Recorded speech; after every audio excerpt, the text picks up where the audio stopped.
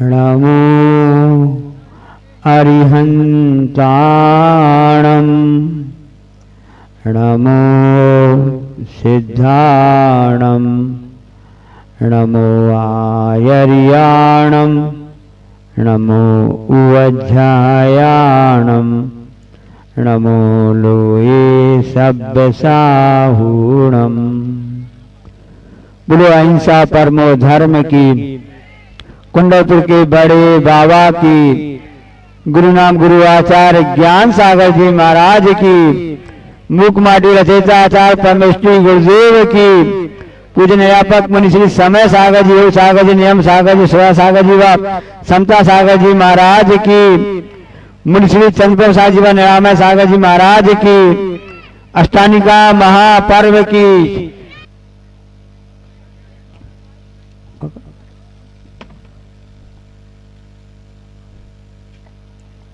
एक राक्षसी संस्कृति होती है, नया नाम सुनने में आया होगा ना। राक्षसी संस्कृति में क्या होता है, जिसमें प्रलोभन होता है और दंड होता है, वो कहलाती है राक्षसी संस्कृति। और एक होती है भारतीय संस्कृति, जिस पर विशेषता रहती है प्रेम की और मर्यादा की।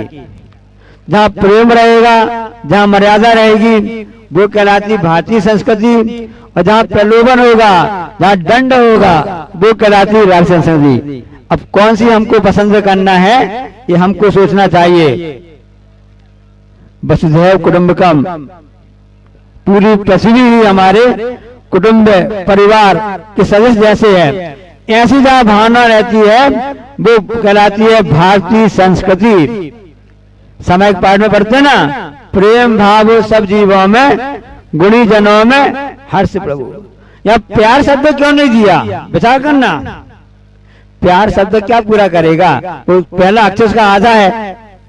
सुनना भाई, कितनी सी बात बता रहे हैं आपको हम। प्यार शब्द का पहला अक्षर आधा है, जबकि प्रेम शब्द का पहला शब्द 1.5 गुना है। कौन सा पसंद है? इसलिए सभी जीवों में प्रेम रखो सब पर, और तभी हो सकती है बात जब अंदर वात्सल्य की भावना हो, मैत्री की भावना हो, तभी हो सकता है। तो राक्षसी प्रवृत्ति में क्या होता है, उसी संस्कृति में क्या होता है, एकमात्र शोषण होता है और दृष्टि भोग की ओर रहती है। जबकि भारतीय संस्कृति में, समन संस्कृति में भोग नहीं, शोषण नहीं, त्याग और योग होता है। इसलिए त्याग और योग की संस्कृति भारतीय संस्कृति है। क्योंकि परिग्रह तो है साथ में, जब तक संसार तब तक परिग्रह है। आचार्यों ने अध्यात्म में तो शरीर को भी परिग्रह कहा है। शरीर भी क्या परिग्रह है, लेकिन उपकरण भी कहलाता है, उपकार करता है। आचार्य ज्ञान सागर महाराज जी कहते थे, इस शरीर जो है, फारसी भाषा में इसको बदमाश शब्द कहा गया है। तो गुरु जी हमेशा कहते रहते हैं इस बात के लिए, आचार्य परमेश्वरी, कि यह उपकार जैसा, उपकरण जैसा है। कब तक कैसा रहेगा, जब तक इसकी सेवा करते रहोगे, इसके हिसाब से चलते रहोगे, उपकार नहीं करेगा। ये तो एक नौकर जैसे इसके रखो, इसको वेतन देते रहो, इससे काम लेते रहो। जब तक इसको वेतन देते रहोगे, काम देते रहोगे, काम चलता रहेगा। जैसे अपने घर में, ऑफिस में कर्मचारी रहते हैं, कार्य करते हैं, होना भी चाहिए। क्योंकि परसोपग्रो जीवा नाम, उमा स्वामी महाराज ने इसमें कभी नहीं कहा कि परस्पर को जयाना नाम। जीवन उपकार करो, एक दूसरे के सहायक बनो। अब कैसे, जो अपने यहाँ कर्मचारी कार्य करते हैं, वो अपने मालिक के अनुसार कार्य करते हैं, उनकी सहायता करते हैं, घर गृहस्थी कार्य में, व्यापार काम में, हर किसी का कार्य करते हैं। तो आपकी सहायता करते हैं, आप भी उनकी सहायता करते हो, उपकार करते हो, उनको वेतन देते हो। उनके परिवार में जब कभी परेशानी आ जाती है तो चिकित्सा की व्यवस्था भी आप करवाते हो, शिक्षा के लिए आप सभी कार्य करते रहते हो। और वो आपके कैसे उपकार करते हैं कि आपका हेल्प करते हैं, सहायता करते हैं। इसी प्रकार से गुरु शिष्य में भी है उपकार। ऐसा ये समझ में तो आती है बात कि गुरु का बहुत बड़ा उपकार है। गुरु ने हमको मार्गदर्शन दिया, दिशा बोध दिया, आगे चलने के लिए रास्ता प्रदान किया। हम कहाँ संसार में भटक रहे थे, उसके लिए हमको इंगित किया, संकेत किया। बहुत बड़ा उपकार है गुरु का। तो शिष्य का भी उपकार है क्या? हाँ, शिष्य का बहुत बड़ा, शिष्य का उपकार है गुरु के ऊपर है। जो गुरु महाराज ने बताई है, शिष्यों को भक्तों को बात बताई है, उनके अनुसार यदि वह शिष्य चलता है, वैसा चलता है, तो शिष्य के द्वारा गुरु पर उपकार होता है। कितनी बड़ी महान बात बोली उमा स्वामी महाराज जी ने, और टीका में आचार्य पूर्व स्वामी महाराज जी ने सर्वासिद्धि इस बात के लिए कहा गया है। ये उपकार पर चलता रहता है, लेकिन परिग्रह जो होता है शरीर का है भी है, दूसरा भी होता है। तो जो सच्चा साहबक होता है, जिसकी दृष्टि भोगों की ओर नहीं योग की ओर होती है, परिग्रह इकट्ठा तो करता है, लेकिन समय आने पर भी वह दूसरों में ये ध्यान रखता है कि दूसरों के सुख में बाधक ना हो। क्या ना हो? और बाधक ना हो, और मर्यादा का उल्लंघन नहीं करता है। ये बहुत बड़ी बात अच्छी आपको बता रहे हैं कि भारतीय संस्कृति विशेषता है कि प्रेम तो करेगा, साथ में मर्यादा का भी ध्यान रखेगा। और मर्यादा का उल्लंघन का उदाहरण, बहुत अच्छा उदाहरण हमारे सामने है। वैदिक दर्शन के हिसाब से ऐसा कहा जाता है कि जब राम, लक्ष्मण और सीता वनवास को गए हुए थे, और उस समय सोने का मृग सामने आया था, और उसके पीछे रामचंद्र जी उसके पीछे भागे थे, क्योंकि सीता को वो पसंद आ गया था। तो उस समय रामचंद्र जी ने लक्ष्मण को सुरक्षा के लिए, जब तक मैं ना आऊं तो लक्ष्मण तुम सीता भाभी की सुरक्षा करना, ऐसा कथन आता है। और जैन रामायण पद्म पुराण के अनुसार, आचार्य रविशंकर महाराज के उस अनुसार ऐसा आता है कि जो रावण के बहनोई थे खरदूषण, वो युद्ध के लिए आ गए थे, क्योंकि लक्ष्मण के द्वारा उनके पुत्र का वध धोखे में हो गया था। सूर्य ह्रास जो एक खड़ग होता है, उस प्राप्ति के कारण, उस निमित्त से। तो उस समय खरदूषण युद्ध के लिए आया था, तो लक्ष्मण उस समय लड़ने के लिए चले गए थे, और राम सीता की सुरक्षा के लिए वहां पर थे। दोनों में अंतर है। अब यहाँ पे देखना है कि ये कहा गया था कि जब तक आवाज ना हो, मैं लौटकर ना आऊं, तब तक इसको आप छोड़ना नहीं। और सुरक्षा के लिए लक्ष्मण रेखा, मर्यादा सीमा खींच दी गई थी। सबने जानते हो, सबको मालूम होगा। बाद में जो भी प्रसंग हुआ, दोनों संस्कृति हिसाब से, वैदिक संस्कृति या आपकी समय संस्कृति हो, उस समय, लेकिन जब भिक्षा के लिए वह व्यक्ति भेष बदल करके आया, और लेकिन कहा गया था कि ये लक्ष्मण रेखा को पार नहीं करना, इसमें रहना, मर्यादा का उल्लंघन हो गया तो क्या स्थिति बनी सब जानते हैं। तो मर्यादा का उल्लंघन चाहे वह सीता करे, राम करे, कोई भी व्यक्ति करे, उसको उसका दंड तो मिलता ही है। ऐसा मूक माटी में आचार्य श्री ने कहा कि नहीं कहा है। और अभी आपने सब जाना है कि हाईको प्रतियोगिता हुई थी, हाईको में सबने देखा था, जाना था, और आज तो अंतरराष्ट्रीय जो प्रतियोगिता हुई थी, और बताया कि वहां विदेश से लोग नहीं आ पाए थे, क्योंकि 5 नवंबर को कार्यक्रम हो गया था, प्रतियोगिता समाप्त होती है। आजकल ऑनलाइन सिस्टम चालू हो गया ना, वोटिंग भी ऑनलाइन होने लगी होगी। पहले जो वोट पढ़ते थे ना, वो बैलेट पेपर पढ़ते थे, गिनना पड़ता था, समय लगता था, और उसके बाद में रिजल्ट आता, 8 दिन बाद गिनती बढ़ते रहता। और आजकल तो मशीन आ गई है, फटाफट हो जाता है। इसी प्रकार से ऑनलाइन परीक्षाएं होती हैं, रिजल्ट एक दिन में आ जाता है। 28 की परीक्षा समाप्त हुई, 30 का रिजल्ट आ गया, 5 तारीख को पुरस्कार हो गया। अब 5 जन में जिन्होंने विजेता थे, जो भारत में अब आ गए थे, लेकिन जो हांगकांग में, दुबई में, कतर में, और से न्यू जर्सी में पूरे जो विजेता थे वो आ नहीं पाए, उन्होंने सोचा कि इस परीक्षा में भाग लेंगे। कल गुरु जी चरणों में सब आए थे दर्शन करने के लिए। उन्होंने क्या अच्छी भावना भाई, आचार्य श्री हमने इस परीक्षा में भाग लिया, इस भावना से लिया कि हम स्वाध्याय से लाभ लेंगे और इस निमित्त से हमको आपके दर्शन हो भी जाएंगे। और कई लोग तो 5 साल बाद यहाँ पर भारत में आ पाए, इस निमित्त बन गया हाईकोर्ट प्रतियोगिता कि गुरु जी दर्शन लाभ मिल गए। एक कहलाता है स्वाध्याय का, एक प्रक्रिया कहलाती है। तो उस समय ऑनलाइन प्रतियोगिता भी, आने रिजल्ट हुआ तो समय नहीं मिल पाया आने का, अभी आना हुआ। अच्छी बात है, अच्छी बात है, अच्छा उन्होंने लाभ लिया है। उसमें हाईकोर्ट प्रश्न भी पूछा गया था, आपने सुना होगा, पढ़ा होगा, जाना होगा ना। आंधी आने पर, आंधी आने पर शीर्षासन लगाता है, आंधी आने पर शीर्षासन लगाता है। कौन लगाता है? 4 ऑप्शनल थे। पहला था बेंत का पेड़, बेंत होती है। दूसरा है बाबा रामदेव, तीसरा है बाबा भारती और चौथा है बड़का वृक्ष। सही कौन सा है? सबने हिसाब से लगाया। आसन वाली बात है, शीर्षासन वाली बात है, तो बाबा रामदेव प्रसिद्ध इसमें। एक बाबा भारती हुए हैं खड़क सिंह डाकू वाली कथानक में। एक बेंत का पेड़ था और एक बड़का वृक्ष था। सही उत्तर कौन सा था उसमें? उसमें सही उत्तर था वृक्ष, जो बड़का पेड़ होता ना उसका बताया गया था। अब किस प्रसंग में आचार्य ने कहा मैं आपको बताना चाहता हूं।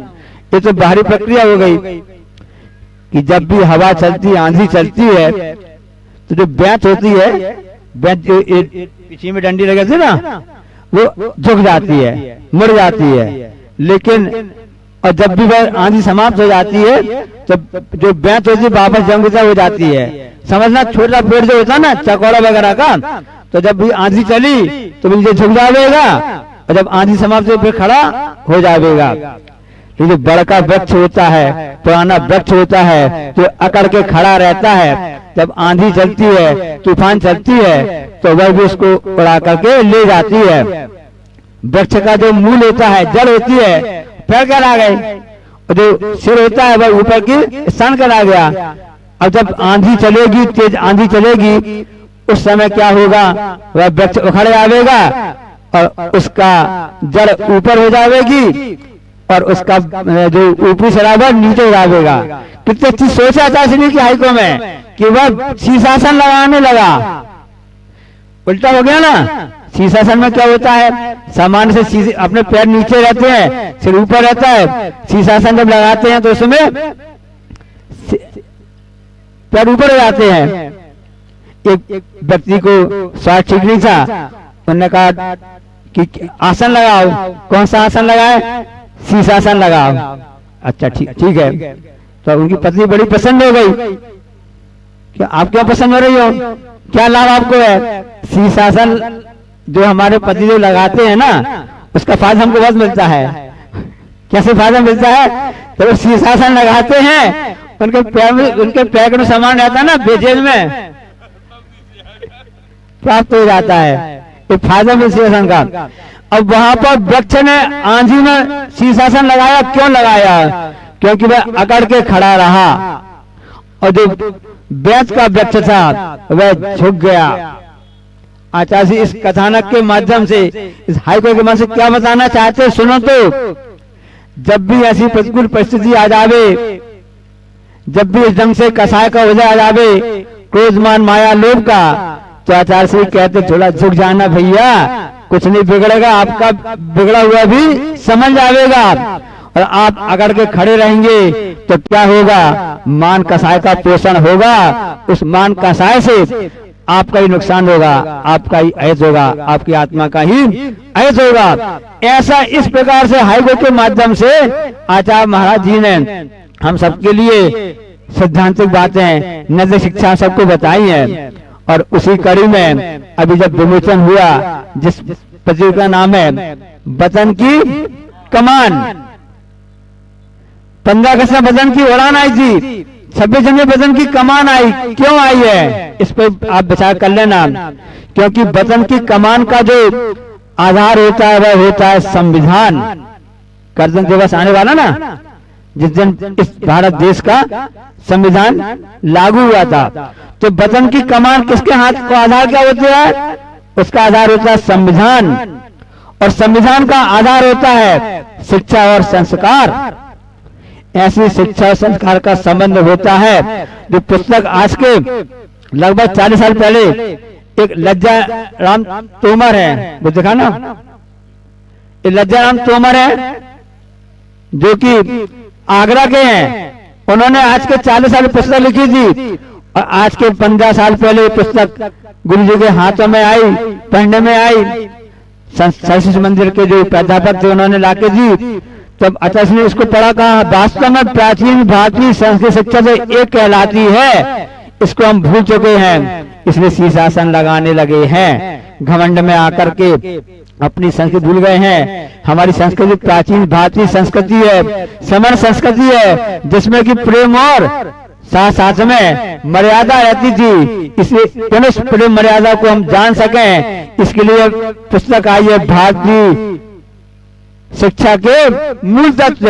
इसको आप समझेंगे, इसको जानेंगे भाषा में कैसे शिक्षा प्राप्त की जाती है, अपने संस्कार को कैसे संरक्षित किया जाता है, जिसके माध्यम से हम आगे बढ़ सकते हैं। जो हमारा भारत का इतिहास था, सोने की चिड़िया थी, उसको हम फिर से प्राप्त कर सकते हैं। इसको समझना हमारा परम आवश्यक है। इसलिए इस प्रोजेक्ट के माध्यम से हमें जानना चाहते हैं कि कैसे हम कर सकते हैं। इसलिए वसुधैव कुटुंबकम इस भावना को लेकर के ही यह हम सबको आगे बढ़ना है। और नैतिकता क्या कहलाती है, उसके लिए बच्चों को शुरू से हमको उसको संस्कार देना पड़ेंगे, क्योंकि शुरू में जब हमने संस्कार नहीं दिए वह आगे जाकर के बहुत बड़ी गलती में हो सकता है। एक सत्य घटना बता रहे हैं आपके लिए, अभी सुनने में आया था। एक डाकू बहुत बड़ा स्मगलर था, जेल में पकड़ा गया, जेल के अंदर बंद हो गया। उससे पूछा तुम्हारी क्या अंतिम इच्छा क्या, बताओ क्या चाहते हो तुम? मैं अपनी माँ को, मेरी माँ को बुलाओ, माँ को बुलाओ। क्यों? लो सुनो, माँ की याद आ रही होगी, माँ की याद आ रही होगी। माँ बड़ा मातृत्व प्रेम इसको उमड़ रहा है, माँ के दर्शन करना चाहता है, ऐसा करना चाहता है। माँ वहां पर आई, तो माँ जैसी वहां पर आई तो उसने माँ को देखकर मुंह फेर लिया और माँ के लिए ऊपर शब्द बोलने लगा। क्यों बोलने लगा? तुम तो माँ को बुला रहे थे, अच्छे कहा के बुला रहे थे, सब कर रहे थे। उसने क्या जवाब दिया कि जब मैं छोटे बचपन में था, मैंने धोखे से, मैं जानता नहीं था, मैं अज्ञान था, बालक था, मैंने अपने साथी अपने किसी व्यक्ति की पेंसिल चोरी करके लेकर के आ गए, और उस हिसाब से हमने, तो माँ ने कुछ भी हमको नहीं बोला। वो छोटी सी गलती बढ़ती गई, मैं बड़ा हो गया, उस समय को सह मिल गई, बाद में मैं डाकू चोर बड़ा लुटेरा बन गया। अरे उस समय माँ हमको शिक्षा दे देती, उस समय उसको दंड दे देती, तो मेरी आय नहीं बनती। समझना, मैं आपको थोड़ी बात बताना चाहता हूँ। इस भारतीय शिक्षा के मूल तत्व में सब संस्कार की वाली बात है, उनको हम जाने समझें तो भी सकते हैं। क्योंकि तालाब में हम एक कंकड़ फेंकते हैं, उसकी लहर बढ़ती या छोटी सी लहर रहती है, बहुत बढ़ती जाती है। इसी प्रकार से अच्छाई बुराई भी इसी प्रकार से लहरें हैं। यदि हमारी लहरें अच्छी आएंगी तो बाहर बढ़ती जाएंगी, बुराई की लहरें हैं तो वो बुराई भी आगे बढ़ती जाएगी। समानांतर नहीं बल्कि तो ऐसी बढ़ती जाती है। ऐसी शिक्षा को हमको प्राप्त करना है, जानना समझना है। जा वाणी के ज्ञान तें सूझे लोकालोक, सो वाणी मस्तक धरूं सदा। हे जनवाणी भारती तो जपो दिन रैन, जो तेरो शरणा गए सो पावे। ओम नमस्तेभ्यः, ओम नमस्तेभ्यः। अहिंसा परमो धर्म की, आचार्य गुरुवर श्री कुंद कुंद भगवान की, आचार्य गुरुवर श्री ज्ञान सागर मुनि महाराज की।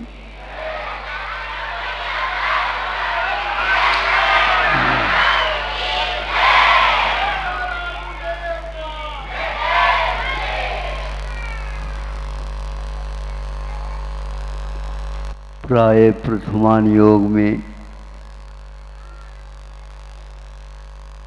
चक्रवर्ती का, अर्धचक्री का जीवन चरित्र आप लोगों को पढ़ने के लिए मिलता है। वह चक्रवर्ती प्रायः मुक्त होता है उसी भव से। प्रायः इसलिए लगाया है, कुछ कुछ अन्यत्र भी चले जाते हैं और स्वर्गादिक पे भी चले जाते हैं, फिर भी मुख्य रूप से प्रधान रूप से वे ये कभी भी नरक से नहीं आते। ये नरक से नहीं आते। पाप करने से नरक जा सकते, क्योंकि ये महापुरुष होते हैं, इनको न पसीना आता है और न ही सीने में कभी दर्द होता। जो आज 7-8 साल का भी लड़का नहीं और इसको सीने का दर्द हो रहा। अब मैं इनको इसलिए उठा रहा हूँ, महापुरुषों में ये भी एक महत्वपूर्ण स्थान रखते हैं। तीर्थंकरों के पुत्र भी होते हैं। युग के आदि में ऋषभनाथ भगवान हुए और उनके ज्येष्ठ पुत्र के रूप में इनका जन्म हुआ। सुनते हैं ये सर्वार्थ सिद्धि से आए। ये सारे के सारे वैभव होने के उपरांत भी कुछ बंधन, कुछ मर्यादाएं इनको भी गृहस्थ होने के नाते करना पड़ता है। वह एक प्रसंग आपके सामने रख रहा हूँ, इसके बारे में आपको सोचना है। ये जब इनको चक्ररत्न की प्राप्ति आयुधशाला में हुई तो फिर यथायोग्य कार्य करके वह बाद में मैं कह दूंगा जब कभी भी, मुख्य रूप से चक्रवर्तित्व के बारे में कह रहा हूँ। सुनते हैं 60,000 वर्ष दिग्विजय के लिए इन्होंने निकाला था। सुन रहे हो? आप लोगों का तो चुनाव 1-8 महीने में पूर्ण हो जाता है। ये जीतने के उपरांत तो करेंगे ही, लेकिन जीत के बीच में भी ये कितने व्यवधान आते हैं वो मैं आपके सामने रख रहा हूँ। जब आधा युद्ध, एक प्रकार से आधा युद्ध, यूं कह दो युद्ध ही तो कह देता और क्या कहें, जब आधा हुआ है दिग्विजय तो वहाँ पर विजयार्थ का पर्वत आता है। ये पर्वत बहुत अच्छेकारी रहते हैं और ये हर एक व्यक्ति के काम में नहीं आते। इनके महत्व उसी समय होता है जिस समय महापुरुषों का योग मिलता है। तो जब आधा युद्ध विजय हुआ इसलिए उसको विजयार्थ पर्वत बोलते हैं।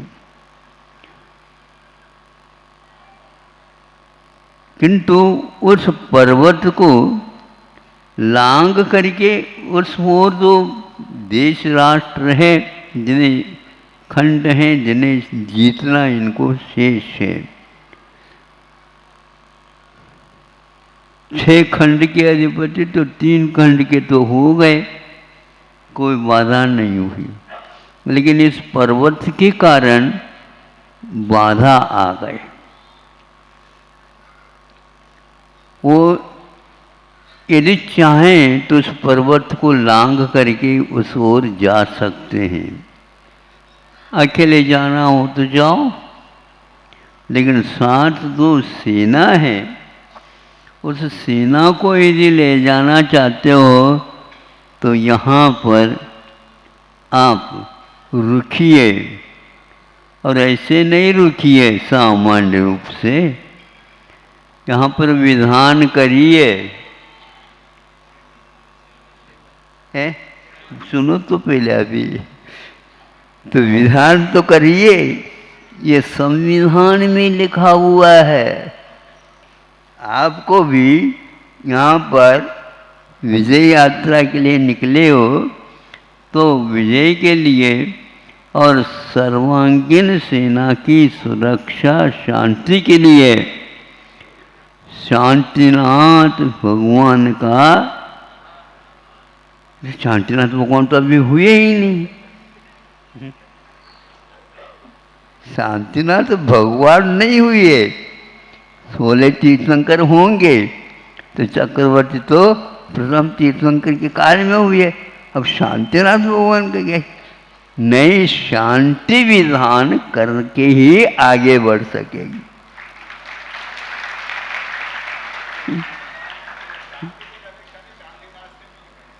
शांतिनाथ ये लगाया गया नाम है, लेकिन हर एक तीर्थंकर शांति के ही धनी रहते हैं। अब इसके उपरांत 3 दिन का है, 6 दिन का, जो कुछ भी शांति विधान करना है वो कर लेते हैं। ऐसा नहीं कर सकते 2-2 बार भोजन करके। हाँ, उनके लिए भी लागू है, शांति मिलेगी तो ऐसा नहीं एक आसन कैसे कर ले, नहीं। 3 उपवास शायद हमने सुना, तेरा किया है और पूजन की है, विधान किया है। जो कोई भी विधान के साथ मंत्र अधिक हैं उनका सबका उच्चारण करके शांति विधान वहाँ पर पूर्ण कर लेता है। उनके पास ये शक्ति थी, उस विजयार्थ को वह अपने लांग करके जा सकता उस ओर, किंतु यात्रा विजय यात्रा के लिए निकले हैं तो अकेले हैं तो नहीं निकल सकते, सेना के साथ निकले। सेना भी तीन उपवास कर लिए, जैसे अपने अपने कुवत के लिए। चक्रवर्ती के लिए तो 3 दिन का उपवास करके उन्होंने शांति विधान किया था। कोई भी सामान्य सेना है तो कुछ न कुछ तो हो सकता है, वह न हो। ये निरोगी काया वाले हैं, सारे के सारे ऐसे हो, तात्कालिक कुछ न कुछ तो होता। 6 महीने तक लगातार उस विजयार्थ पर्वत की गुफा से लपटें निकल रही थी, आसमान को छू रही थी। 6 महीने किसको बोलते हैं? रुको, लौट तो नहीं चलो, लेकिन आगे बढ़ने के लिए पहले 6 महीने के लिए आपको रुकना पड़ेगा यहाँ पर। तब सोच करके ऐसा लगता है चक्रवर्तियों के लिए भी कुछ मर्यादाएं अवश्य दी गई है। 3 उपवास करो, घर में वैरागी है, किंतु चक्र रत्न आगे बढ़ेगा। 3 खंड का विजय और प्राप्त करना है, उसके लिए ये करना अनिवार्य है, और कर लिया। यह प्रसंग अवश्य ही ध्यान देने योग्य था है। इसके साथ साथ उनके लिए ये भी कहा जाता है कि बहुत निरीह थे, देखो ऐसा है, पेट भरने के उपरांत सभी लोग निरीह हो जाते हैं, किंतु पेट यदि नहीं भरता, ये आश्वासन कम है कि 6 खंड के आप अधिपति हो रहे हैं, और वो भी एक प्रकार से ऋषभनाथ भगवान के द्वारा ही बताया हुआ है। आपको यदि मान लो इसी महोदय का या इसी जिला के जो है विधायक होने की पूरी संभावना हो जाती है, तो पहले से ही आप भंडारा देते हैं क्या? नहीं, भंडारा जानते हो? दोनों प्रकार के भंडारा, नोट के बंडल भी खिसका देते हैं। चक्रवर्ती ने तो ऐसा किसी के लिए नहीं दिया, लेकिन वो यह भी एक टैक्स है, ये भी एक कर है, ये मर्यादा है। निरीहता के साथ साथ वे तप आदि करने के लिए भी सशक्त थे। ये उपवास करना, दानम पूजा शील मुआसो सावयानम धम्मो, कि ज्ञान पूजा पहले करो, दान भी करो, शील का पालन भी करो, और उपवास भी करो।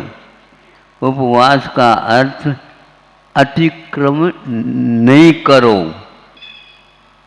पास रहो, अपनी सीमा के बाहर नहीं जाओ। यह उनके लिए पहले से ही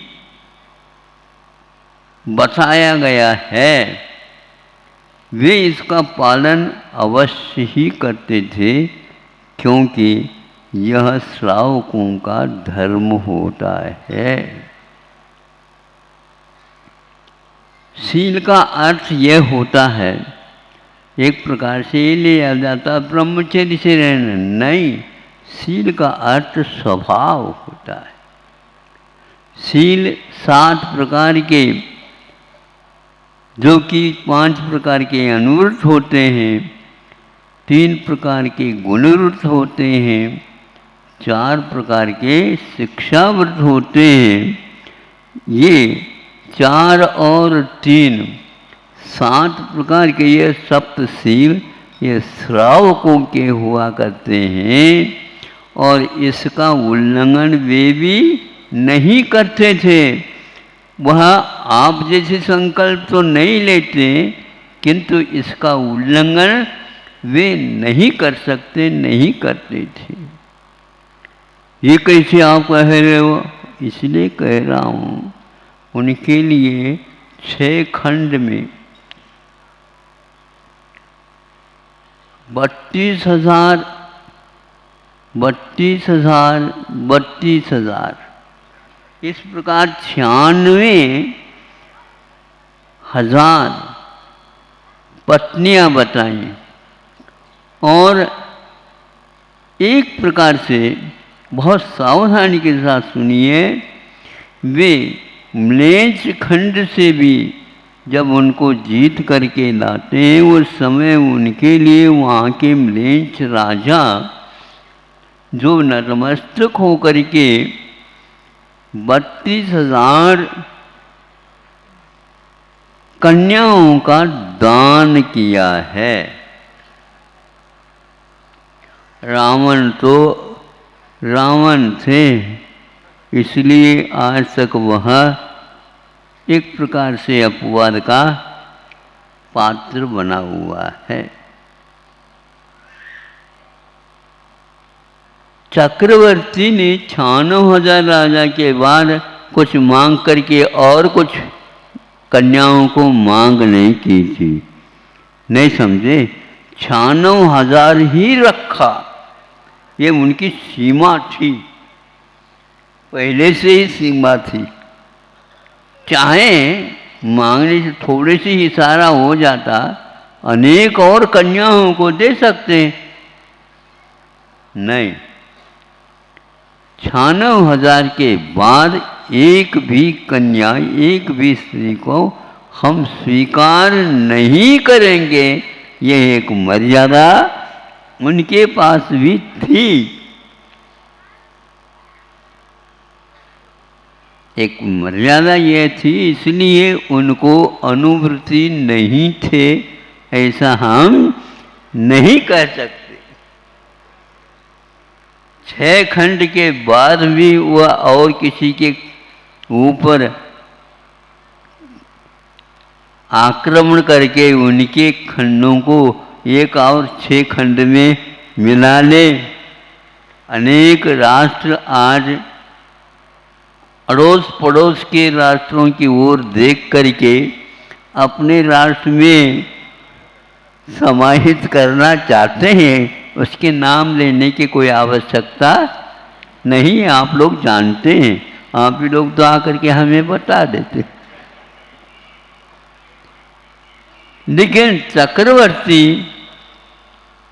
किसी एक खंड की ओर, एक आधा खंड की ओर भी आक्रमण नहीं किया। यदि करते मिल जाता, लेकिन वहाँ पर भी 6 खंड उस सीमा के बाहर, वहाँ पर भी है चक्रवर्ती आदि, इसलिए वे इसको होने नहीं देंगे और ये किसी प्रकार से करने नहीं देंगे। देखो भैया, आपके सामने थाली है तो उसी थाली को देखो। अड़ोस पड़ोस की थाली देखना पंगत में बैठ करके अच्छा नहीं माना जाता। आपके लिए यदि थाली दहेपुर से होती तो बात अलग थी, लेकिन वहाँ के व्यंजनों में इस व्यंजन में कोई अंतर है। तो तुमने जैसा कर्म किए वैसे ही तो थाली में आएंगे परोस करके।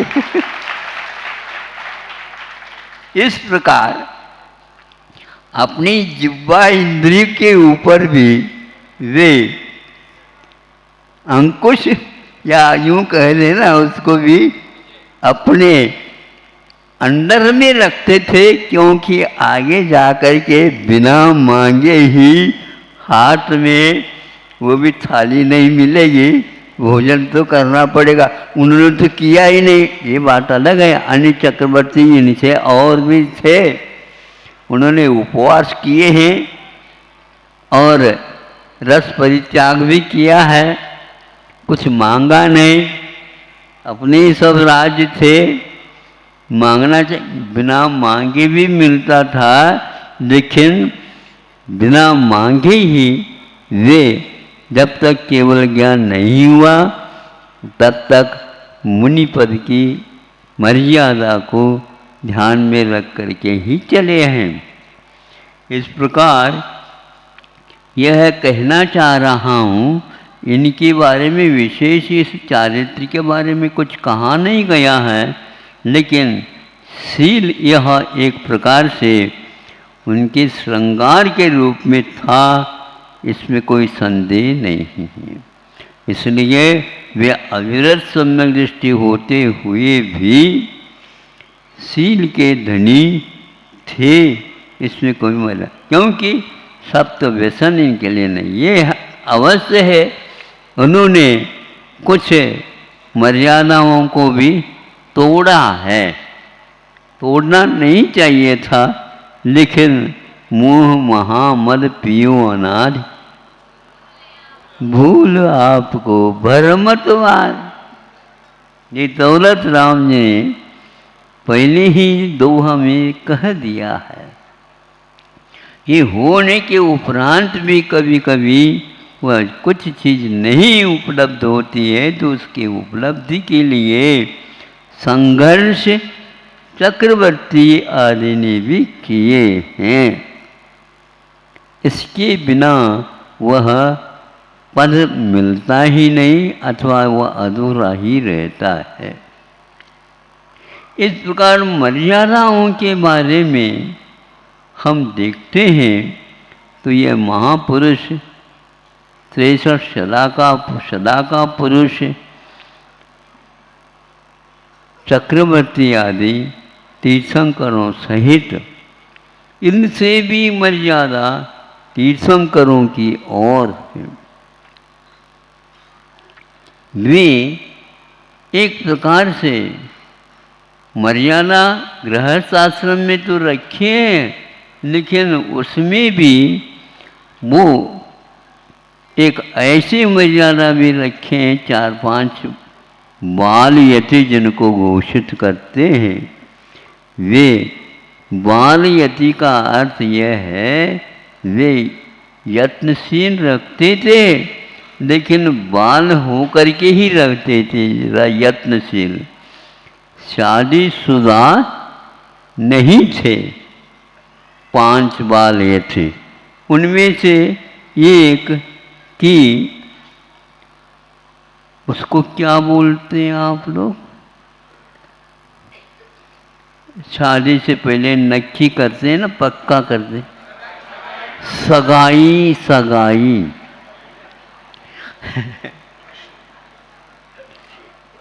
ये सगाई क्या शब्द है, तो उनको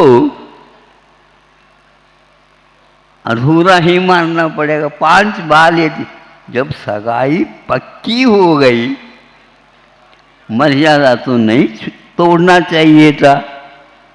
हाँ, कितने माता पिता और उनके सास ससुर आदि कितने रोते रहे। हमारे लिए कहते हो आप लोग, उनको क्यों नहीं कहते हो? उनको भी कहना चाहिए। महाराज क्या कहें, बड़े जो होते हैं उनके लिए कुछ कहा नहीं जा सकता। कैसे बड़े, देखो सोचो विचार करो, ये कितनी जबरदस्त मर्यादा का एक प्रकार से उल्लंघन है।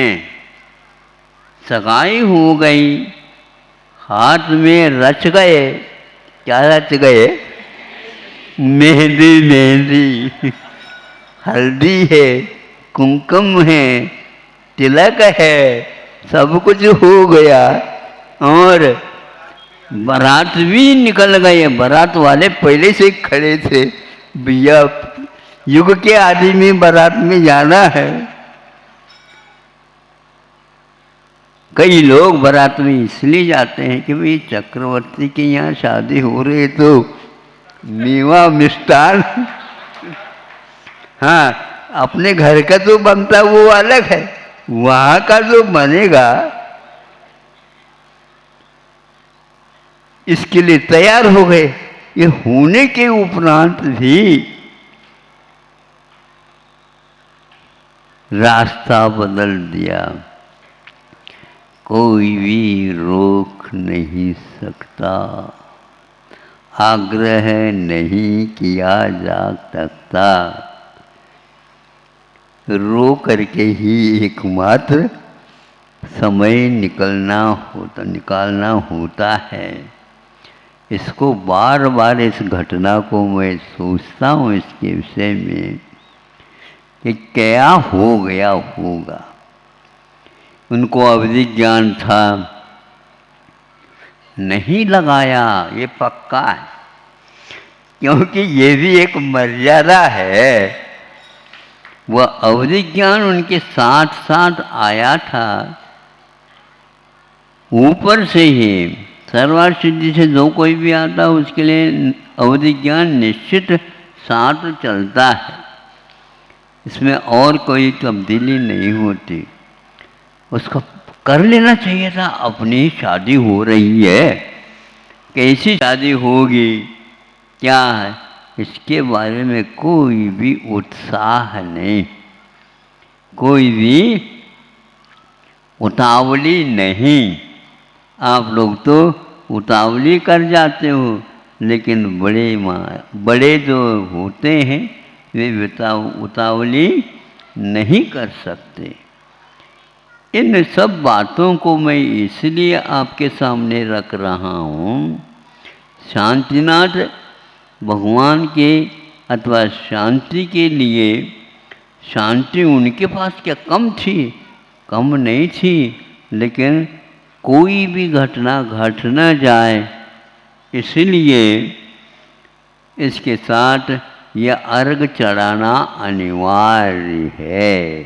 शांति विधान किया है तो उन्होंने भी वहाँ पर अर्घ चढ़ाया है। महापुराणकार ने तो उनको चढ़वाया ही है, क्योंकि इस समय लिखा जा रहा है और उस समय की बात लिखी जा रही है, लेकिन वहाँ पर भी यह मर्यादा थी, ये बताना आवश्यक है। इसलिए आप लोग प्रतिदिन पूजन करते हो, अवश्य ही शांति धारा किया करो। चक्रवर्ती थे इसलिए केवल उसी में रहते थे ऐसा नहीं, यह अवश्य है। कोई भी 100% नंबर ले नहीं सकता। परीक्षा में बैठेगा तो उसमें से एक आध नंबर कम होगा ही, ऐसे उनके भी हुए हैं। ये याद रखने के लिए हमने यहाँ पर आपके सामने यह विषय रखा है। अहिंसा परमो धर्म। ओम नमः सिद्धेभ्यः, ओम नमः सिद्धेभ्यः, ओम नमः सिद्धेभ्यः। अहिंसा परमो धर्म की आचार्य गुरुवर श्री कुंद कुंद भगवान की, आचार्य गुरुवर श्री ज्ञान सागर मुनि महाराज की,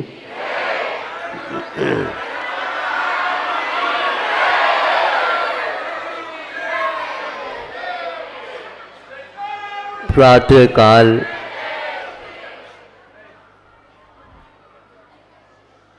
बाहर जा रहे थे, बादल दृष्टि में आ गए और सोचा बादल अभी तक 2 महीने में काले काले नीले नीले कपोत रंग के थे, अब यह शरद ऋतु है, इसमें भी बादल घूमते हैं किंतु शुक्ल लेशा के हैं।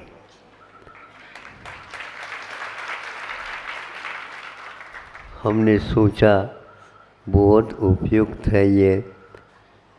शुक्ल लेशा का अर्थ यह है हमारे पास अब कोई भी परिग्रह नहीं, जो कुछ देना था, देने योग्य था, वह दोनों महीनों में वर्षा हो गई, मन निर्विकल्प हो गया।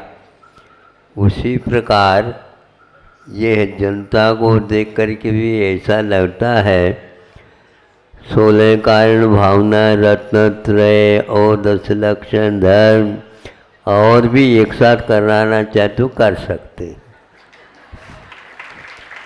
और ये लोग भी उसी प्रकार यात्रा के लिए निकले हैं शुक्ल लेशा को लेकर के।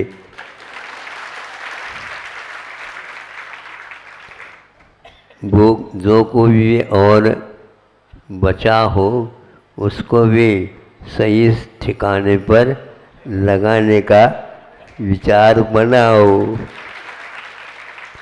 वैसे मैं सोच रहा था कि सुबह भी 2 बार दर्शन दे चुका हूँ और वैसे तो ये भूख लगी रहती है हमेशा हमेशा। जैसे बच्चे रसोई घर के बार बार परिक्रमा लगाते हैं वैसे ये लोग भी कितने भी दर्शन दे दो फिर भी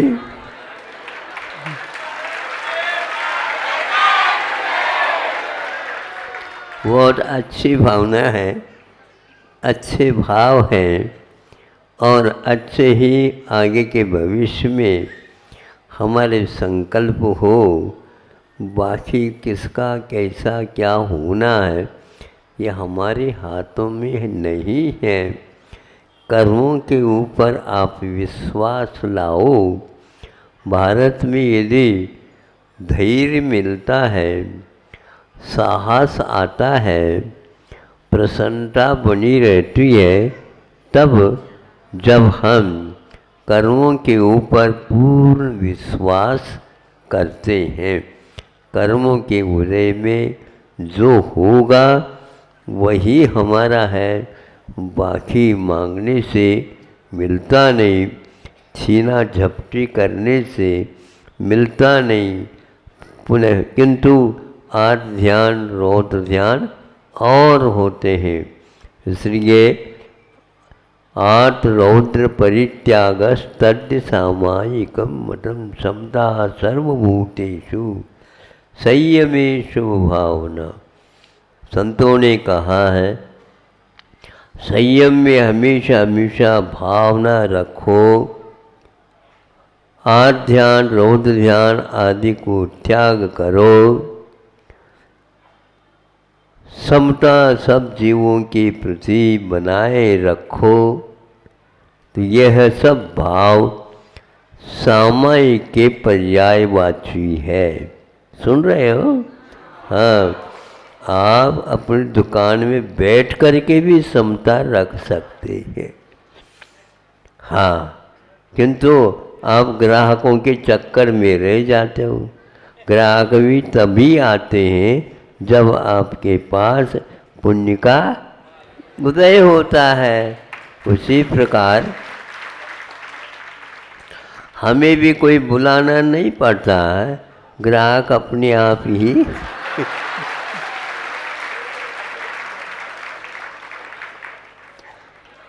और हम सोचते हैं कि भैया इनका भी ऐसा ही कर्म उदय रहे ताकि यह आना जाना सत विकल्प को लेकर के हो।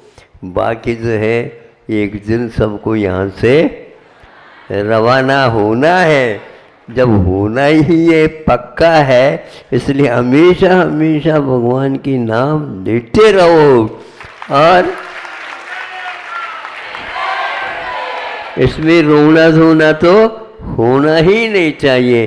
वो तो मिथ्या दृष्टि आर्त ध्यान करता, रौद्र ध्यान करता है, वो रोता फिरता है, लेकिन सम्यक दर्शन होने के उपरांत, पर्व इत्यादि को अपनाने के उपरांत हमेशा हमेशा प्रसन्न रहना चाहिए। पर्व का अर्थ क्या होता है? पर्व का अर्थ होता है भाग होता है। यह आपने पर्व देखा है गन्ने में प्राय करके दक्षिण में, महाराष्ट्र और कर्नाटक में। हाँ, तो वह पोर होते, जैसे उंगली में पोर होते हैं, पर्व को ही पोर बनाया गया है अपभ्रंश भाषा में। तो यह पर्व, इस पर्व का नाम क्या है? आचार्य ने कहा यह पर्व का अर्थ पुरुषोपवास का प्रतीक है। हाँ, हमेशा हमेशा संतोष रखा करो। और साधु संत भी हमेशा हमेशा संतुष्टो भट्ट पानेषु संतुष्ट रहते हैं। एक बार श्रावकों के घर में जा कर के और जो उन्होंने दिया उसको संतोष के साथ स्वीकार कर लिया। 24 घंटे के लिए अब भगवान भजन करने के लिए छुट्टी। उसी प्रकार श्रावकों का भी है कि भगवान के कृपा से हमें महाराजों का योगदान मिला, जैसा मिला उसी में संतुष्ट रह करके आगे भी इसी प्रकार के समागम की इच्छा रखते रहो। बाकी सब यहीं का यहीं रहने वाला है। ले करके क्या आए थे? मुट्ठी बांध करके आए थे, लेकिन जाते समय आपको खाली ही जाना है। इसलिए दे दा करके ही छोड़ करके जाओगे तो पक्का वहाँ पर और स्वागत के लिए पहले से देव खड़े हैं। सम्यक दृष्टि और संयमी संयमा संयमी इनके लिए पहले से ही स्वागत द्वार तोरण द्वार बंधे हुए हैं, प्रतीक्षारत है। किंतु देवी सुख शांति की इच्छा कभी भी नहीं करना। इच्छा करना अपने लिए विशाप है और इच्छा निरोध हमारे लिए परम तप माना गया है। अहिंसा परमो धर्म की